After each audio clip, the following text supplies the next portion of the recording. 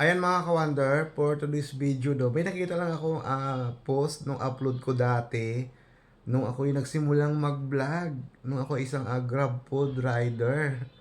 Grabe mga ka-wonder, talagang hindi ko expect no na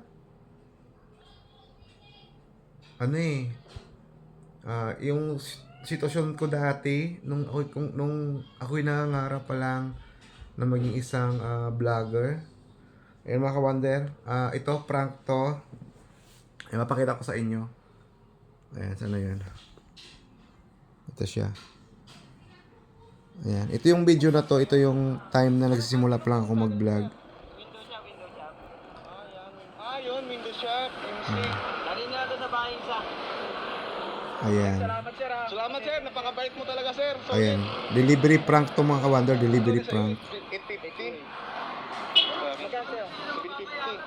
Ha? Balik mo na lang. Ayan. Sir. Magkano yung sa'yo sir? 8.8 sa akin sir. Kala ko may kasamang burger, paborito ko pa naman. 850 na sir. Ito siya mga ka-wonder. At fast forward din ng konti. Shoutout pala kay Kim Moto Vlog. Magkano sir? 750. Ayan, si Kim Moto Vlog.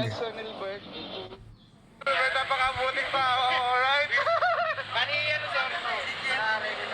Ito prank namin kasi. Ayan. Napakabait, tayo nagabait. Dito galing. Salamat ka sir, salamat. Ano ba ang channel mo? Yung Motovlog sir. Ha? Motovlog. Alright, successful mga ka-blessings. Walang iya. Successful. Peace, love. Ayan mga ka-wonder. Nung panahon na tayo isang Grab rider. Kasagsagan to nung pandemic mga ka-wonder. Itong vlog na to. Grabe. Talagang tunay nga na pag tayo nang susumikap, wala talagang Ayan imposible. mga ka-blessings. Grabe hanggang ngayon nanginginig-nginig pa tong kamay ko. Oh.